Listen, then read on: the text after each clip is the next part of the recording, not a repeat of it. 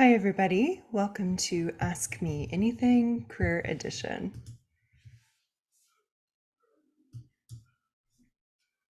All right, before we jump in, a little bit about myself in case you are new to our webinars. I'm Rachel Woody. I'm the founder and director of Relicura. I've been in the archives, museum, and cultural heritage field for 20 years now. And in addition to being a business owner and consultant, I'm also an author and speaker and a people first advocate. Just a little bit of housekeeping before we dive in. A link to this recording and any of the resources that we mention will be included in an email to be sent out 24 hours from now. So don't worry about trying to quickly scribble down any notes. You'll have access to those in your email. Also, this session is being pre-recorded so that I can deliver the maximum amount of information to you and be able to answer any follow-up questions or share any additional information in the chat. Speaking of which, the chat box, we are using the YouTube platform. It comes with chat. You do have to have a YouTube or Google account to sign in and use said chat. If you are able, please feel free to share your thoughts, questions, and resources in the chat if you are attending the premiere live. And with the YouTube player, depending on your device, you can expand the view to suit the particular device you are watching this webinar on. We also have the YouTube closed captioning available if that is something you would like. And then just please remember and respect that this is my content and intellectual property and is subject to copyright. So why am I doing the Ask Me Anything? We don't do these too often. And in fact, I think it's been almost 2 years since the last time we did an Ask Me Anything webinar. And we are doing this in honor and celebration of Relicura's 7th birthday, meaning that the firm that I have started and grown is now 7 years old. So we're on lucky number 7 this year. More reasons as to why I am doing this webinar. First of which, I've been there. I've done the unpaid internships. I've done the precarious term positions. I've done federal positions and academic positions, and have gone through a career pivot and exploration process all the way through to establishing my own business. So in the 20 years I've been in this field, I have been around. Which leads me to my next point. I have seen quite a bit, worked with a lot of people, different places, seen a lot of different things, and I've had both good and not so great experiences with all of that. And then 3, I care about my colleagues. That's why Relicura does these free webinars every month, just to help share and provide access to resources and knowledge that you may not otherwise be able to access. And so that hopefully this content helps you in any particular area you may be finding challenging in your career. How does the Ask Me Anything work in this particular style of webinar that we're doing? We pre-solicited questions from our registrant people. So you all submitted your questions ahead of time. We have gathered those and collated them into slides where I've gone through and written down some brief notes on how I want to answer each one so that I don't forget anything. And then we've put them together. We'll go through them as each question per slide. And as we go through, we can have a conversation in the chat as well for any of the additional thoughts or follow-up questions you may have. Quick disclaimer. So depending on the content that we're covering, just remember that I am not a lawyer, medical professional, nor an HR specialist. I am an archives and museums professional, just like yourselves. And the advice and content that we're covering here is based primarily, well, exclusively on the experiences that I have had. All right, so let's jump into it because we have quite a few questions from you all and some multi-part and quite challenging questions. So Bravo to you all for sending some great content for us to dig into. This first question, I'll read out loud for those who prefer to listen auditorily versus read. How do you deal with a colleague who is more senior than you and is claiming authority over you that they don't actually have, and getting mean when you don't follow their orders? The question goes on with some context. It's a tricky situation as everyone knows this person is difficult, but at the same time, they have a social influence with my boss. This person has already turned one colleague against me. I sometimes hear that one or more of them are bad-mouthing me or venting about me in front of other colleagues. The only thing I can come up with myself is to just leave, which isn't an option for a number of reasons. Absolutely. You having to leave a bad situation, it isn't fair. And as you indicated, is often not an easy thing for us to do in terms of we usually don't have that flexibility or the luxury of flexibility in our own lives. So yes, just affirming that I totally hear you on how leaving really isn't a good option. So, getting into it, first and foremost, like how unprofessional of that person and their little cohort of mean girls or boys or mean peoples. So, just wanting to like observe that with you.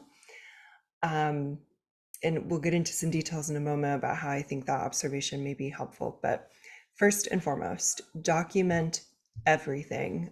You never know when you may need to draw upon specific examples, specific and detailed timing of comments or actions. And so documenting, whether handwritten or in an electronic document, though on a private device so that you always have access to it. Document everything, who it was, when it was, what was said or done, what was the context. Especially if this person happens to be asking you, like ordering you around to do things via email, print those out, keep a record of them, and just have all of that in a file and continue to accumulate. Hopefully, the hope is that you will never need that file. The reality is that you will likely need that file at the very least to have facilitated conversations with your boss or an ombudsman or an ally, whether it's HR or not. Some HR, as you've heard in previous webinars, I'm very cautious around actually using HR because they are first and foremost going to serve the company or museum or organization. They are not actually there for you, at least not as their first priority. Second, be communicative and transparent with your boss. And depending on your relationship with your boss, because I know I heard some of your concern in that regard with your boss and their relationship with the mean person. I recommend in you working with your boss, you can frame it, if you're feeling vulnerable, framing it as you striving to be successful in your role. And so changing some of your communication tactics or strategies with them in a way where you can be really clear and specific with them in terms of what are they asking you to do, at what points or with what situations is it appropriate for this other person to ask you to do anything. If there's no realm or scenario in which they should be asking or ordering you to do anything, then that should be agreed upon and discussed with your boss and written down. If there are specific scenarios or situations where that person, it does make sense for them to ask you to do something, then working with your boss to figure out how you should be able to discern when it is appropriate or not, so that you know how to prioritize and whether or not it has actually been cleared with your direct supervisor, all under the very real goal of yours to make sure that you're operating in your role responsibly and in a way that makes you successful, and ensuring that your boss is looped in with the things that you are being asked to do. This can sometimes help as a filter in terms of when that person continues to ask you to do those things, you can point back to, oh, these are the scenarios that I understand you can ask me to do things under. Please tell me how that fits into one of those scenarios so that I can let my boss know. Or, um, hey, have you cleared that with my boss? I just want to make sure that they're aware, just in case we need to change the priorities that are on my plate currently. So, regardless of whether it's an appropriate scenario or not, you're signaling to that other person that, like, your boss still, sorry, dogs, that your boss is in the loop in terms of what it is that you're working on. So it's not necessarily directly challenging that person, but it is asking them to go through this additional filter that they should be going through anyway because they are not your boss. Helping to establish and reiterate that chain of command. So having that conversation with your boss, getting clear on the chain of command with them, when it matters with that other person or not, and making sure that that is clear to that other person. If it were me, I would specifically ask my boss to have a conversation with that other person because it has caused confusion, in terms of what is a priority for you or not, and having that be hopefully reiterated to them, not just by you, because that shouldn't be your job to tell them what is or is not their job. Also, seek out allies and a safe space. So, knowing that your boss may or may not be very helpful or only to a certain extent, seeking out other peers or other higher ups that also aren't directly your boss, but could perhaps help to influence the situation in a positive way or provide additional and specific strategies since they are also aware of that person that is not your boss and yet is ordering you around. And then also consider if HR is an option for you. As I indicated earlier, HR is something you need to be cautious about because their number one priority is the museum and not you. But there could be some resources, perhaps some mediation strategies available, which shouldn't be your first stop because it's usually not a very pleasant thing for anyone to go through, but could be a last stop before anything more drastic happens. And just remember that everybody can see their behavior as well as yours. And that goes back to my observation when we first started this question, which was seeing them order you around and not treat you well and and talk about you and rumors and bad mouthing. That is just so wildly inappropriate and unprofessional. And I am surely not the only person to think that. So I imagine that there are a lot more allies in your space that may not be saying anything because of their own like hardship or challenges around this person. Um, but perhaps seeking those out confidentially can be helpful, as well as just knowing that like it's not just you who's seeing it or experiencing it, and that can be helpful, especially as we observe your behavior and your actions continuing to be professional and continuing to strive for success in a tough situation. That will be noticed as well. So I just want to highlight for you that like people can see the bad behavior, but they can also see your good behavior. And so hopefully that helps at least a little bit in a really crappy situation. So hopefully a few of those options are comfortable, at least enough to sound actionable for you and to experiment a little bit in them. Though I definitely sympathize with the situation that you are in. All right, next question. Yesterday, after 4 years from my leaving a position I held for 20 years, I received an outlandish rumor that could only have come from a VP at my former employer. When presented with erroneous, dramatic rumors and falsehoods as to why I left, I'd like to have a go-to reply in my back pocket that doesn't lead to a long conversation. Do you have suggestions for how I can reply in the future? So again, just sort of shocked or not surprised. I mean, the level of the unprofessionalism is always shocking, but we've heard it and seen it so much now in our field that I should not be surprised. Anyway, so first of all, kudos to you for 20 years in one position. That is quite a quite a feat, and so just congratulations on that. Also, congratulations on leaving that place because it does not sound like it was a good place, at least towards the end there. So sometimes leaving is the hardest thing you can do. So congratulations on doing that. Um, when these things come up, my goodness,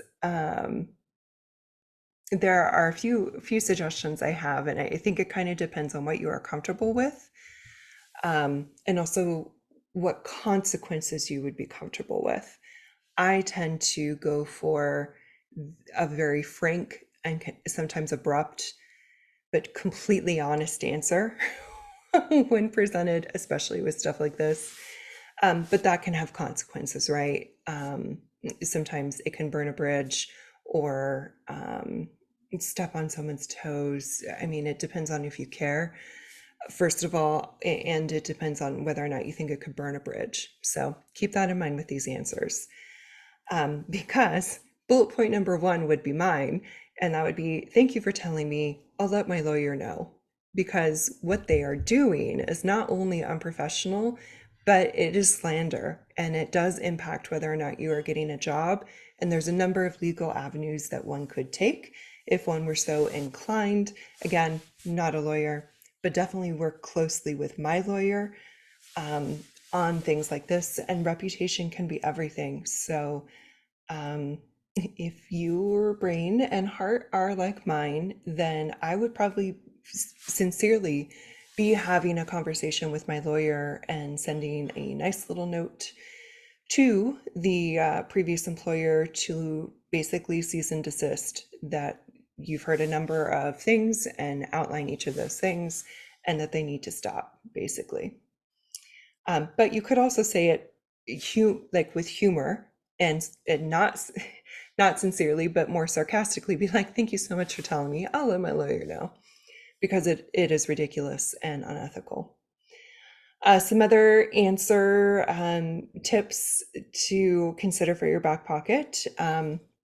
Wow, it's been 4 years and they're still not over our breakup, because it is pretty ridiculous. So you can play the pretend breakup card and how they're still not over you. Also, this is the fifth wild rumor, or however many rumors you've heard at this point, that I have heard regarding my departure. I wonder what's going on over there, with either sincere or mock concern, because it is just wild that they're saying these things, let alone 4 years after your departure. Another suggestion, if that were true, I could make millions writing a tell-all book. That's a new one. My therapist and I will have a good chuckle over that one. And then finally, if my departure were that dramatic, I could star in a telenovela. So again, you can use sincerity, you can use some light sarcasm, you can go right for the jugular. I think it sort of depends on, again, how you feel, how vulnerable you may be, who it is who's relaying that particular rumor. But hopefully that gives you some, at least ingredients for what your your next replies can be. Although I hope for everyone's sake that they knock it off for so many reasons and leave you alone. Next question. I like the idea of going into consulting to help museums catalog, display, or interpret their fashion and textile artifacts, as so many have them, but so few know what to do with them. However, I realize many museums in this target audience simply don't have the funds to hire a consultant. Do you have any advice for how I might be able to dip my toes into this area as a side hustle or potential part-time work, which could potentially turn into a new career down the road? So, a couple ways to get into it, and it kind of depends on your area and whether you've still got the day job and are sort of moonlighting to test out consulting or contracting. First step could be considering contract projects, especially if you can find contract work that is flexible in terms of when the work takes place. Another route is aiding to a certain degree these museums and collections with grant funding, whether that's just like pointing them to potential grant funding that they could use to help hire you to bring you on, all the way through helping to like scope a particular project for that application. And then a third avenue could be pro bono work. I would specifically use that language and not call it volunteering because I do not want you to get stuck or like pigeonholed into a you are a volunteer and you do this work for free because that labor has value and it is not a $0 value. So when you use pro bono, you are saying that this work is meaningful and has a dollar value. It is a dollar value that you are choosing voluntarily to forego for the good of the collection and community, etc., but without foregoing the knowledge that that work does have value, so that in future work, the concept of you being compensated is not like a shocking or surprising thing. So those are a few ways I would recommend getting into it. When I was sort of exploring the space, those each are avenues that I explored and got into a little bit. So I found this helpful and I hope you do too. Next question. I've been in the public history field for 33 years. So first of all, congratulations for 33 years. That is incredible. And to continue, and I am coming up for retirement from my current institution. I want to continue work in the public history field. How can I make myself relevant to future potential employers? So, what I'm getting from this, and what we'll talk about in my answers, is that it's retiring from that institution, but not like officially retiring in general, which is why we're having this conversation. So, with that in mind, I would think about and perhaps brainstorm around from a career perspective for you, what has been left unfinished? And that can be for you, like, is there an area that you haven't worked in as much as you would have liked? Is there a project at a particular institution that you would love to see completed before you like retire? Things like that. So you can identify what for you is inspiring enough to not go into like the official full-time retirement. Also have a think about what like wealth of experience or expertise you have that you can highlight. I mean, you've spent 33 years in the field thus far, so just the sheer volume of expertise you are bringing with you is can be so attractive if packaged in that way. I definitely recommend this is where the cover letter can really help swing it for you versus a resume. In the cover letter, you can explain and write a compelling case for how this is your um, like your last ending opus or what have you, in terms of this is you finishing your career, but that you still plan to be there for 2, 3, 5, however many more years. And being clear in what you're looking for. So whether it's in the cover letter and or during conversations you may be having during the interview process, being clear with them what you are looking for in this last stage of your career before you retire officially. And depending on you and how you wish to frame it, perhaps don't mention that you've retired from the previous, well, what will soon be previous institution, just because it can be incredibly confusing and especially for people who are like speed filtering through applications and cover letters, if they've clocked to that and it takes any amount of extra thinking on their part, my fear for you is that you're just going to get chucked based on that alone. So just be, if you do mention it, and be incredibly clear that it's not like you've officially retired, and not even that you're coming back from retirement. Just that you're continuing and seeking like what will be your last job, let's say, before you do officially retire. So have a play around with whether or not it feels comfortable mentioning that and how you could be incredibly clear if you are mentioning that. Next question. How do I navigate an exit interview when leaving a long-time position due to burnout and toxic management? So I think the first question back to you is, how honest do you want to be? Or at first, I lied. First question, do you even want to have that exit interview? Exit interviews, in my opinion, are only helpful to the people who are left behind.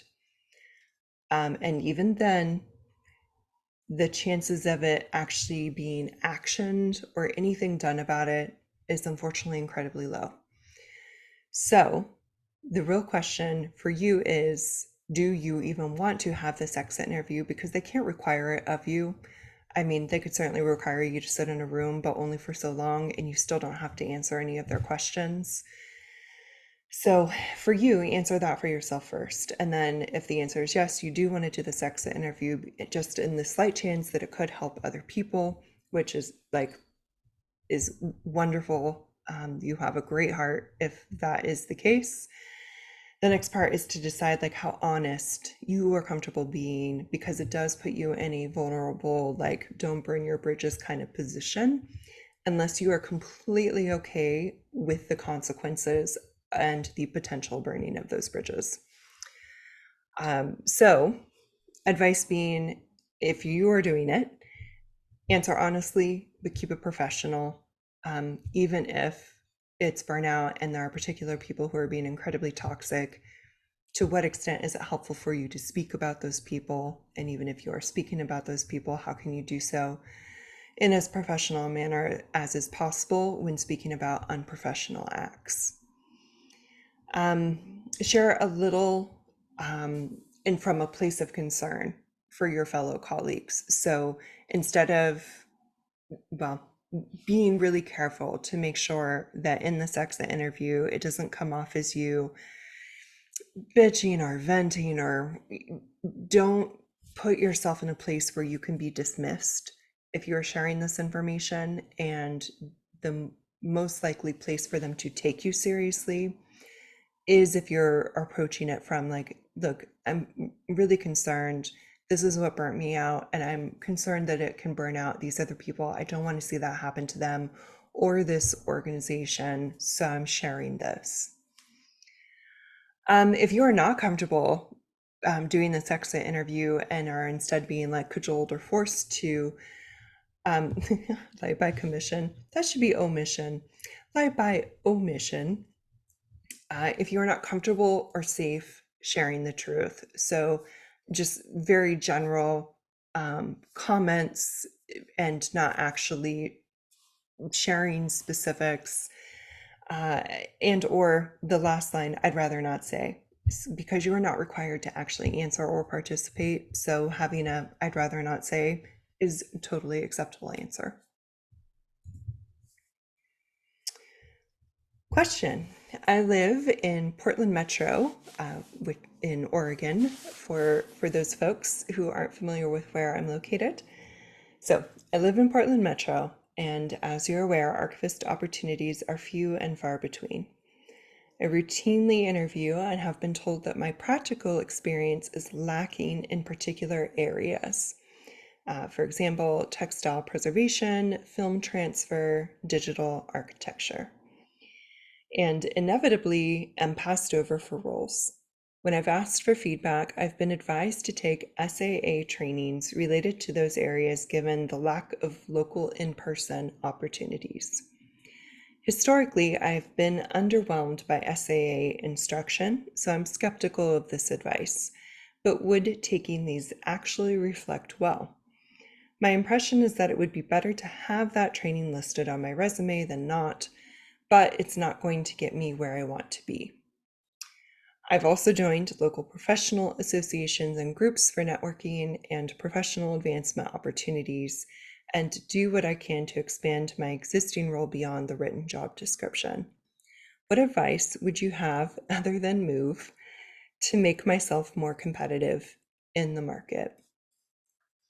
Before I get to some suggestions, I do want to observe for everyone, but especially for this person, the feedback that you have gotten is so specific that it makes me suspicious.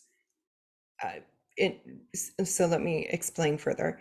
Um, Requiring experience like in textile preservation is incredibly niche, especially if you are like working in archives management or even just collections management. We are trained to be able to deal with a whole bunch of different collections and situations that it would be impossible for us to gain specialty experience in things like textile preservation unless you plan on working in like the handful of museum collections where textile preservation, like that is the entirety of the job and the entirety of the collection. It just, quite frankly, it's a ridiculous expectation. And I feel like the people giving this feedback are just sort of looking for any easy answer to give you. Um, with that in mind, and if that resonates with you and is similar with film transfer and digital architecture, I mean, you can learn all of these things, but it doesn't make sense for you to learn these things until you get in a collection that requires you to learn those things. The only one that I would give, like, sure, yeah, get some more experience in that would be the digital architecture one, because it's the only one that is somewhat general enough where you could pick up some experience or expertise that could be applied more broadly depending on where you end up. So with that in mind, like I would weigh this feedback against the, were they just looking for like any reason to give you other than a, hey, we received 500 applications for this position. You were incredibly qualified. And in any universe, if we could give it to anyone who is qualified, you would have definitely gotten the job. However, for this particular job or whatever, we're going to pick out textile preservation as the reason this other person got it. To me, it reads as BS. Sure, if that person has textile preservation skills, amazing, but it should not have been and was not the reason why you didn't get that job. So I say that to then weigh the time and money you may pay to get that education or experience. So with that said, let me get into some of those other thoughts. I agree with you on the SAA trainings. I know that SAA has undergone staff transition and leadership change. I know that SAA has also suffered from COVID-19 and the perpetual fallout that all organizations are experiencing from that.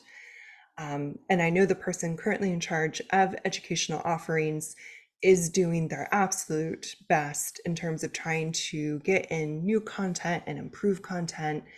And to some extent, the make or break of the content can depend on the instructor versus, in this case, the Society of American Archivists. So I just want to like caveat, like SAA is doing its best, while also agreeing with you that sometimes the educational offerings especially for those of us who have been in the field for a while, can feel silly, and maybe not have as much benefit as we would like for the time and, in some cases, money that it takes to attend those.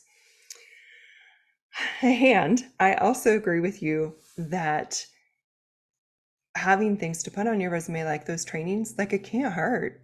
And especially if it's something that could be broadly applicable and attractive, like digital architecture and skills that can be parlayed and applied to more specific situations, those make sense. And it's never a mistake to invest in yourself in that regard.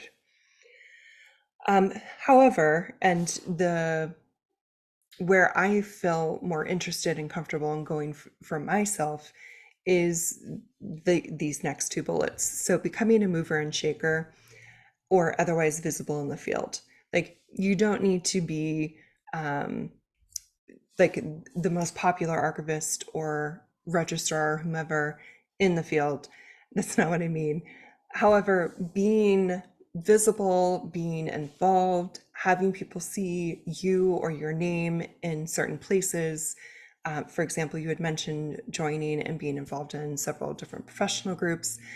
I think that is perhaps more where I would put my money in terms of it increases your network, it makes you more aware of potential job opportunities coming up. It puts your name and your face in front of potential people who could be hiring you or recommending you for the job, in addition to beefing up your resume with like serving on committees or collaborating on a panel or publication. So I think that is perhaps more where I would suggest you spend time, especially if you're not a newer professional where more education might make sense. And in that same spirit, setting up informal Zoom chats, coffees, or repository tours to help network and just become more familiar with different setups and their needs. So, just another take on what networking could look like while you're in your current role, and have it not seem quite so obvious as like, yes, you're job hunting, but yet set you up positively for as and when you do leave. Next question. Many folks I've interviewed with seem pretty humorless. I know you speak widely about burnout and pay equity related to the profession, which lends itself to a less than sunny demeanor. But I'm wondering about the chicken and eggness of the archivist personality. I can be pretty enthusiastic about archival work, but I get the sense that that enthusiasm is viewed by some as being unserious. As an employer, what are your thoughts about personality in the profession? So, this is perhaps like my most favorite question I've ever gotten, as well as probably one of the hardest. So, thank you. Let's get into it. Um, so, first of all, as someone whose humor and like, let's figure it out spirit can often fall flat, I just want to say, like, I feel you and I see you on this one. Um, to state the obvious that I'm sure we are all aware of is that this present era is particularly challenging. Things are dire, budgets are awful. The field we have seen in a value decline for the last decade, and COVID and inflation have only accelerated that. So there's like some serious stuff we are all feeling, and that is very challenging. And when you've had years of challenges, it can get you down. So I know that this is what you are seeing and experiencing to some extent in these interviews. Also, as you pointed out, sometimes the over optimism or that sunny disposition can unfairly be read as naive from those people who are in like that dark and challenged place. Thinking of that chicken and egg-ness, I do believe that bad moods can be circular and perpetual. I believe they can also be contagious. And so to some extent, I do agree that while there very much is like a reality of our situation and the current era, that also sometimes we feed into these like doom loops of of these feelings and being in these places of just pure burnout. So, in terms of advice, I think acknowledging the challenge, like where needed, can be helpful, especially if you're in this interview conversation. And come, like, you can still have your sunny disposition. Like, I don't want you to lose that. And it is so deeply important for you to have such care and to be so passionate that I think it just needs like a slight reframe, in terms of when you are having this conversation, being so serious in your level of care, in your sunniness, and that it's coming from that place of being deeply caring and like deeply and sincerely passionate. So I think that you can still share that of yourself, but within that context of like, yes, things are challenging. And I would actually argue that you bringing that with you, that deep care and passion, is the only thing that's going to get us through this dark time. So I would argue that that sunniness that you have is like so critically needed, for not just you, but for the team that you end up joining, for the organization you end up working within. Because just as bad moods can be contagious, I think that good moods can also have their own level of influence.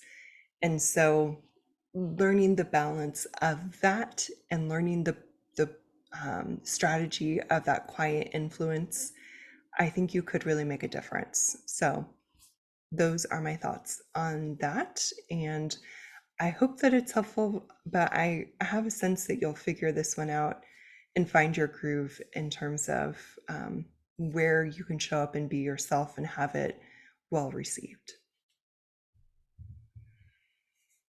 Next question. What would you do differently? Okay, so the last question was hard. This one took me the longest to answer. It's perhaps the shortest question that we got because, I am a believer in the, if you could go back in time and change one thing paradigm, um, and needing to be incredibly careful about that because the things that I love in my life, I may lose by trying to change or avoid the things that I did not love in my life. So when being asked what I would do differently, while there are things where I'm like, oh gosh, I wish I could have avoided feeling that way or experiencing that thing, ultimately, and speaking in a professional sense, I think it is what led me to starting my own business, which I have loved and have flourished in. Um, so to in that sense, it's hard for me, to then turn around and be like, oh, those challenges, those learning experiences, let's just skip those. However, there is one thing that I would change regardless, and that would be to have learned how to trust myself sooner. I have, among other things, major anxiety, and especially anxiety around things that I can't control or necessarily like see all the way to the end. And because of that, when there's uncertainty and when things haven't been fully figured out yet, my anxiety in, survival mode will try and figure those things out, or will try and get to a point where I can control certain things, um, when that isn't necessarily needed. Um, if I, like never, probably. And I did not learn how to trust myself until like these last 5 to 7 years. And part of that was starting my own business and demonstrating to myself month after month, year after year, that I could be incredibly successful and happy, in starting my own business and having more of those positive experiences and wins under my belt, helped with the proof, so to speak, to show my anxiety, that even though I don't have the answer right now, I trust myself enough that I will figure it out, or I will navigate through it or survive through it or what have you, and that I don't need to like agonize and figure it out right now. So that um, that took a while for me to learn. I wish I had learned it sooner. Um, and for those of you who haven't gotten there yet, um, knowing that that is perhaps the one and only thing I would change, hopefully that helps to inspire you all in your journey of learning to trust yourself at least a little bit more than we do today. Next question. How can museums/cultural heritage staff organize collectively to encourage organizations to pay living wages, provide paternity benefits, and institute human resources practices? Great question. So we have knowledge. There are great resources out there for both archives and museums that we in the field have written and spoke about and educated on and created policies around. Like the knowledge is out there and we have the knowledge. What we are missing is power and influence. So, from my perspective, in order for us to move this forward and to actually make effective change, is to get into positions of power and influence, which leads me to my next bullet point. We need leadership at the regional and national level of professional organizations to take action. Why they have not yet is beyond me. For me, like this is why they exist, is to advocate for us, to protect the value of our work and therefore us as humans and our labor. Um, and yet, and yet. Um, and so really it takes us getting into those positions of power, serving on those committees, advocating for those policy changes, which many of you are already starting and getting into and doing. And we just need more of that in terms of getting into those leadership roles and taking that power and influence to make these positive changes. Additionally, I think we need funding from the cultural granting agencies and foundations to support our work in those areas. There are so many grants out there and money out there to do these onesie twosie kind of projects, to do these highfalutin, figure out a new way to digitize something. And like, don't get me wrong, those are great. We need those. However, what we need more, arguably, in order to keep the profession alive, is to figure out how to have ethical labor practices in place to keep us from getting burnt out, to keep us from being taken advantage of in like an economical sense.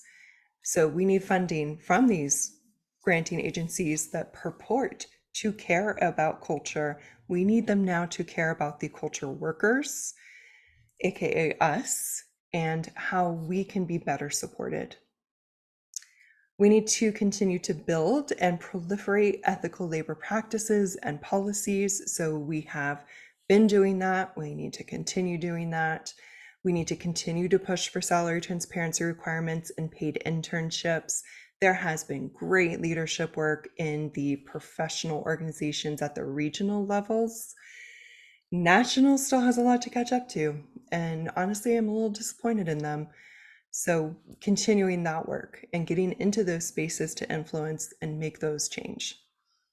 And overall, pushing for a shift at our institution, our home institution, at our regional and national level organizations. We need to shift to a culture of centering people first. And what that means is that any policy, any decision, any activity or project that we are endeavoring to do, we need to center the people involved first and making sure that they're good and that they are supported and they are being valued appropriately before we do anything else. So, in my opinion, that's where we need to head next. And it is going to take all of us taking that power and influence for ourselves in order to help affect this change. Next question. What is the weirdest job-related task you've come across? There have been some weird ones. A lot of them tend to fall under the other duties as assigned. And I think with that in mind, especially thinking of like the loan arrangers, the sole executive directors at historical homes who are also accountant, collection manager, and custodian. Being the person to need to gather and take out the trashes is perhaps the weirdest and yet a critical job for collection health, and also necessary if you are literally the only person or one of a few people who are working at that organization. So custodian is probably the weirdest, but yeah, I can also see why it's required for us to do it. Next question. What are some good certification opportunities for continuing education?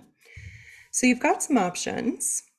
If you are in the archivist camp, there are like some more specific, like offered by Society of American Archivists options. They have two specific certification programs.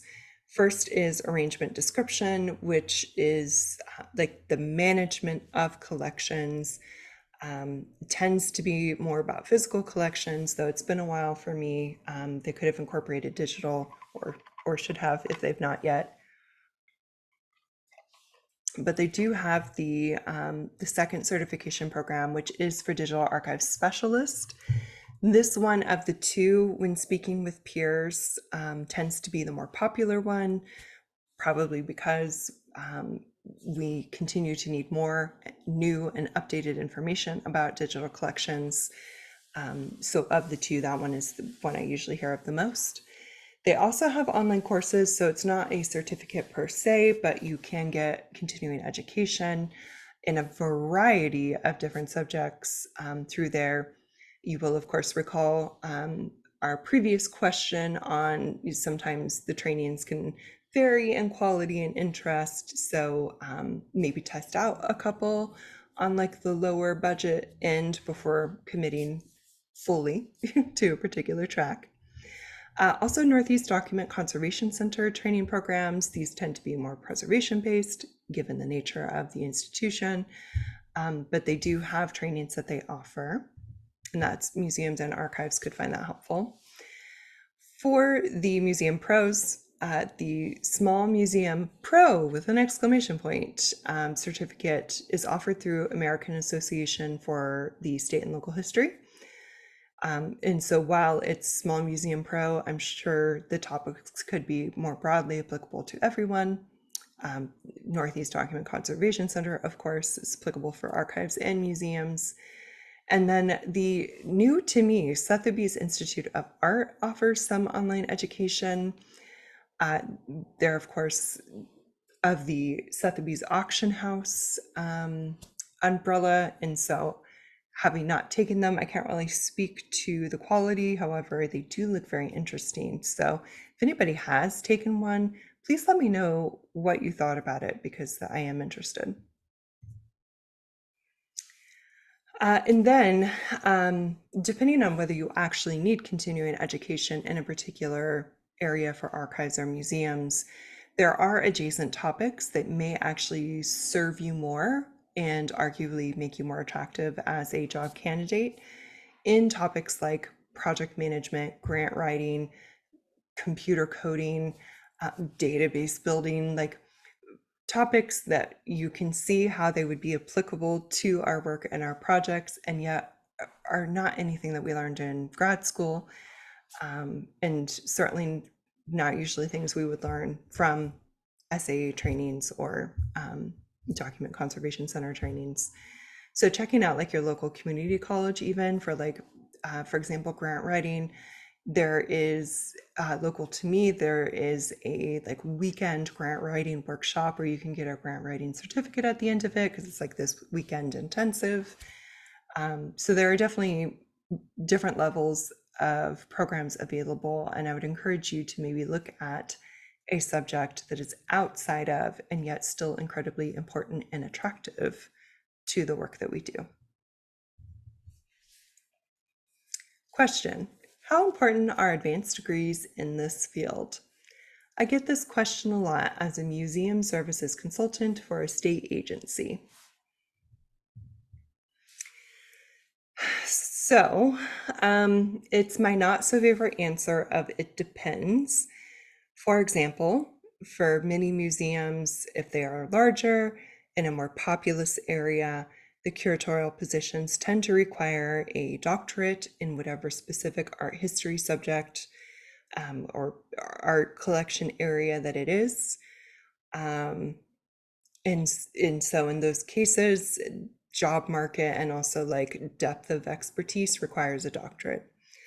However, if it's a smaller organization, smaller collection, if it's an archives versus museums, if you're collection managing versus curatorial, all of those will indicate whether or not advanced degree is required. And to some extent what the job market commands. So for the second bullet point here, degrees are often used as an application filter to narrow down the amount of applications they receive for a job role that doesn't necessarily require that degree of education.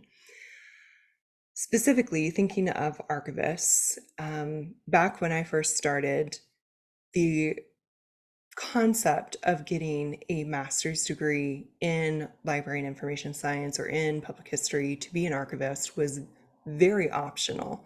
When speaking with all of my mentors at that time, it was presented as something that was optional, something that was like, yes, it could help you, especially if you don't have a lot of experience, but not required. By the time I finished my master's degree, and certainly to this point, it is required purely to get through the application process.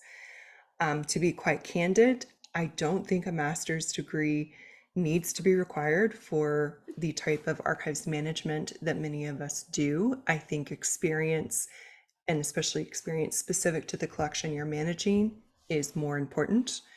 I may be in the minority of that belief, but it is certainly a mechanism being used to filter job applications. And in that regard, then it can be considered required.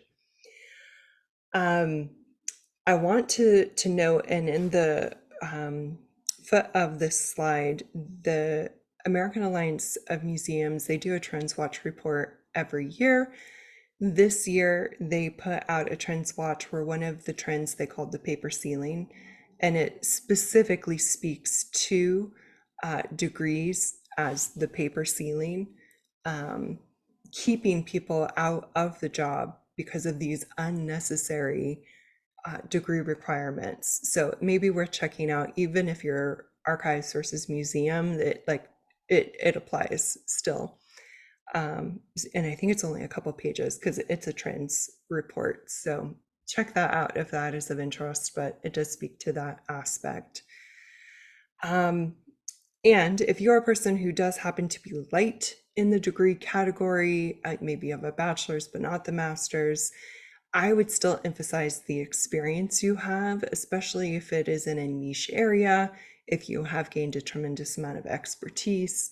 There are ways where that can clearly shine through and give you more of that leg up when you're job hunting. So to answer the question for the consultant for the museum state agency, like it really isn't, it depends, and for all of these reasons. So unfortunately there's not like a yes, definitely get a master's. It's just not that cut and dry. Next question.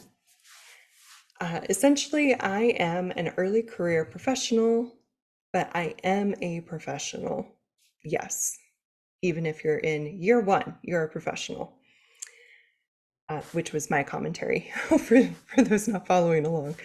To continue, I have over 5 years of experience working in archives, with 2 of those years being in a managerial position. I have completed master level coursework with a projected graduation date of next year. I am a member of several archival groups and societies where I am constantly learning from other professionals in the field and reading new publications, journals, blog posts, etc. about the work I do. Despite what my imposter syndrome tells me, I do know what I am talking about, and I know how to take care of the collection I've been trusted to preserve, arrange, and maintain.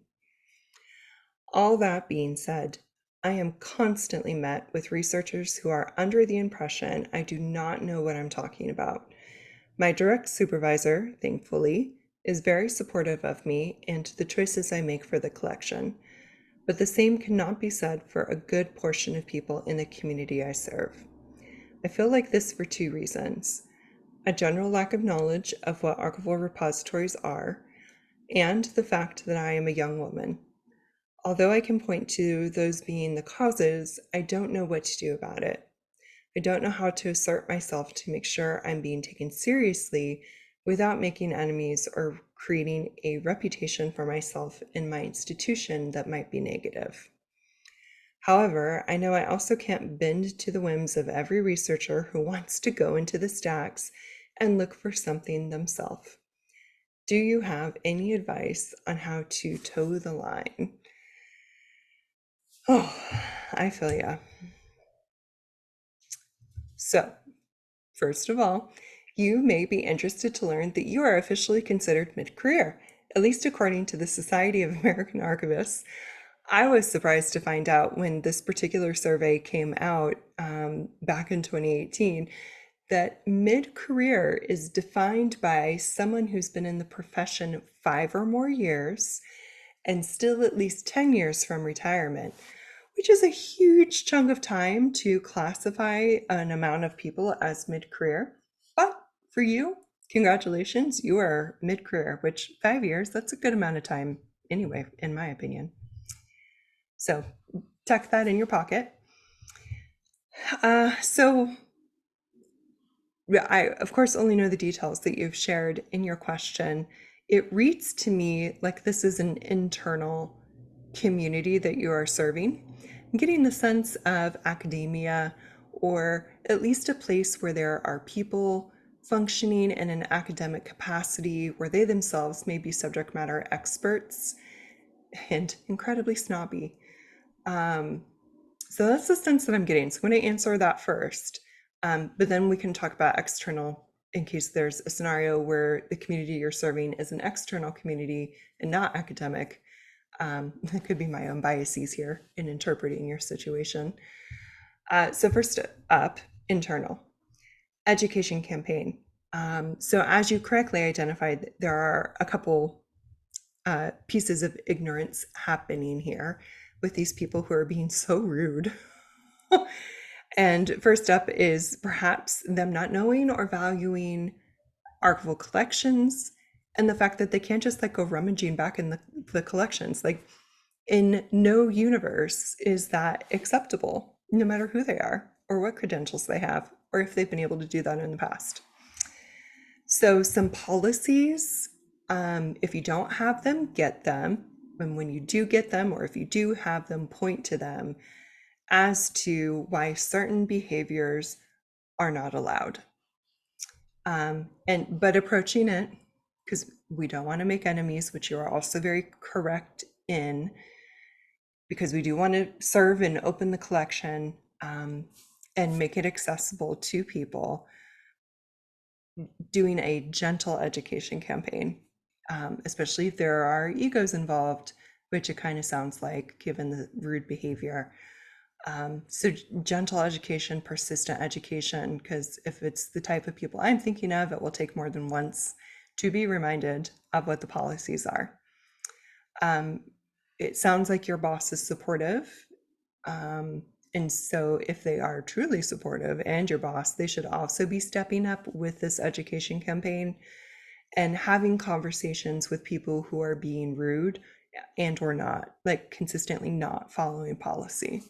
So the boss needs to step it up too. And you can tell them I said so. If it is external, so external community members, then it's about outreach, and it's going to be more of a focus on what are archives, why there can be certain policies around collections for like the careful handling and making sure we're preserving them for everybody, things like that, while also emphasizing and wanting to make sure the relationship is preserved in a way where it's not being perceived as gatekeeping, and instead being understood as these are the things that we have to do to keep the collection available for you to use. So education, but in that outreach perspective, because this is an external relationship needing to be managed versus that internal. And as for yourself, having been in your position previously in my younger days, I have experienced that too. And I know that we are not alone in experiencing that. What I found helpful was just the continued reminder of credentials, especially like when you're in meetings or if you're being introduced for the first or repeated time, like name and also like education, how many years you've been in the field, having that in your email signature, also sharing like when you have participated in panels, when you've published, when you've been quoted, when like any sort of milestone or achievement, talk about it and share it to the extent possible within your own setting, especially if you're struggling with your internal community, to help establish that you are obviously a professional, and you are considered a professional by your peers, can sometimes be a helpful reminder. And any sort of thought leadership in that regard, sharing your work in that can help be persuasive.